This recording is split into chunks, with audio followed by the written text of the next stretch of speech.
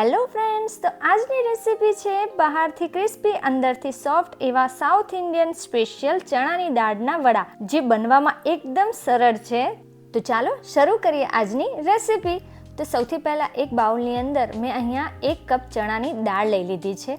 હવે એમાં પાણી એડ કરી ચણાની દાળને આપણે સારી રીતે ધોઈ લેવાની છે. જ્યાં સુધી ઉપરનો ડસ્ટ છે એ નીકળી ન જાય અને પાણી એકદમ ક્લીન ન થાય ત્યાં સુધી લગભગ 2 થી 3 વાર આપણે એને ધોઈ લઈશું. તો 2 થી 3 વાર ધોયા બાદ આપણે એમાં સાફ પાણી એડ કરી લેવાનું છે, જે ચણાની દાળ છે એ સરસ રીતે ડૂબી જાય, કારણ કે દાળ છે એ પાછળથી ફૂલાઈ જશે એટલા માટે. તો પાણી એડ કરી એને ઢાંકણ ઢાંકી 2 થી 3 કલાક માટે એને રેસ્ટ આપી દઈશું, એટલે કે ચણાની દાળ છે એને સારી રીતે ફૂલાવા દઈશું.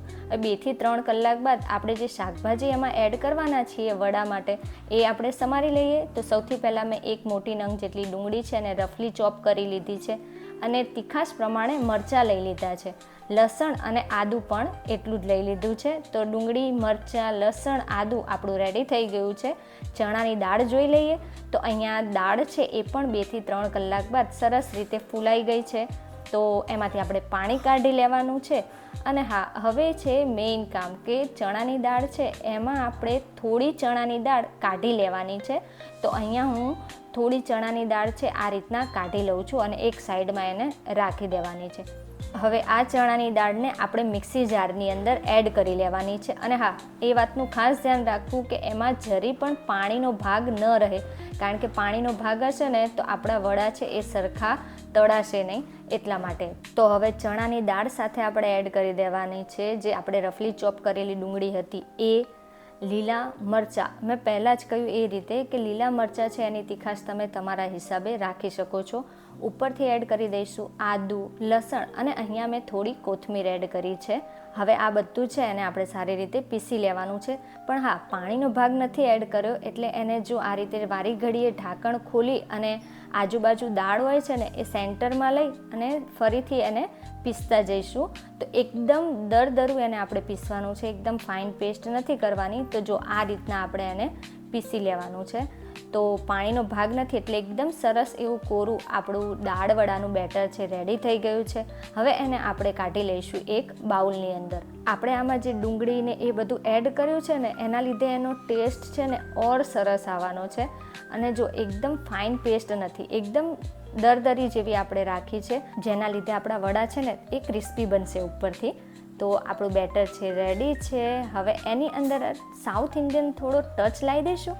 તો સાઉથ ઇન્ડિયન ટચ માટે મેં અહીંયા લીમડાના પાન લઈ લીધા છે, જે મીઠો લીમડો આવે છે ને ઝીણા ઝીણા સમારી દીધા હતા. અને જે દાળ આપણે એક બાજુ રાખી હતી એ એડ કરી લીધી છે. હવે ઉપરથી બધા બેઝિક મસાલા કરી લઈશું, જેમાં મરચું, હળદર અને સ્વાદ પ્રમાણે મીઠું એડ કર્યું છે. ત્યારબાદ આપણે અંદર તો પીસવામાં તો ડુંગળી એડ કરી હતી, પરંતુ ડુંગળીનો થોડો ક્રંચ વધારે આવે ને એટલા માટે મેં અહીંયા એકદમ પતલી સ્લાઇસમાં ડુંગળી કટ કરી લીધી હતી અને નાની નાની થોડી. તો એ આપણે આમાં એડ કરી લીધી છે. અને હવે આ બધું જ છે એને આપણે સારી રીતે મિક્સ કરી લેવાનું છે. તો ચણાની દાળ વડાનું બેટર આપણું રેડી થઈ ગયું છે. હવે આપણે એની ટિક્કી બનાવી લઈશું, જે કેમ સાઉથ ઇન્ડિયન સ્ટાઇલમાં બનાવે છે ને જે ટિક્કી, આપણે તો શું કરીએ છીએ કે ડાયરેક્ટ લુઓ લીધો અને સીધું બેટર લઈ અને નાખી દીધું તેલમાં. પણ આપણે દાળ વડાની આ ટિક્કી બનાવવાના છીએ, તો એને આ રીતના ટિક્કીનો આપણે શેપ આપી દઈશું અને પછી એને આપણે તળી લઈશું. તો આપણી આ ચણાની દાળની ટિક્કી રેડી થઈ ગઈ છે. હવે એને આપણે ગરમા ગરમ તેલની અંદર તળી લેવાની છે. એક વાતનું ખાસ ધ્યાન રાખવું કે જ્યારે આપણે વડા તળીએ ને ત્યારે ગેસની ફ્લેમ એકદમ લો ટુ મીડિયમ હોવી જોઈએ. હાઈ ફ્લેમમાં શું થશે, ઉપરથી તળાઈ જશે પણ અંદરથી કચાશ રહી જશે.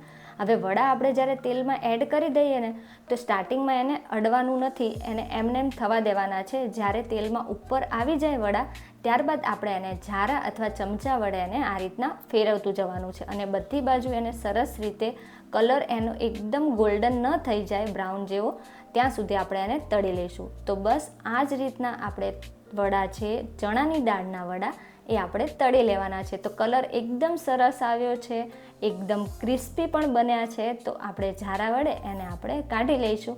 તો આપણા બધા ચણાની દાળના વડા રેડી થઈ ગયા છે. તો છે ને એકદમ ઇઝી રેસીપી. તો રેડી છે ચણાની દાળના વડા, એને આપણે સર્વ કરી લઈશું.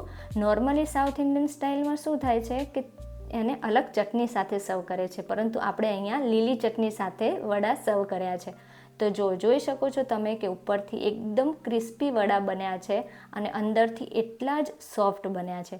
તો આ ચોમાસાની ઋતુમાં જરૂરથી ટ્રાય કરજો ચણાની દાળના વડા. અને હા, પછીથી મને કમેન્ટ કરીને જરૂરથી જણાવજો કે તમને અને તમારા ઘરનાને બધાને કેવા લાગ્યા આ ચણાની દાળના વડા. રેસીપી ગમી હોય તો લાઈક અને શેર જરૂરથી કરજો.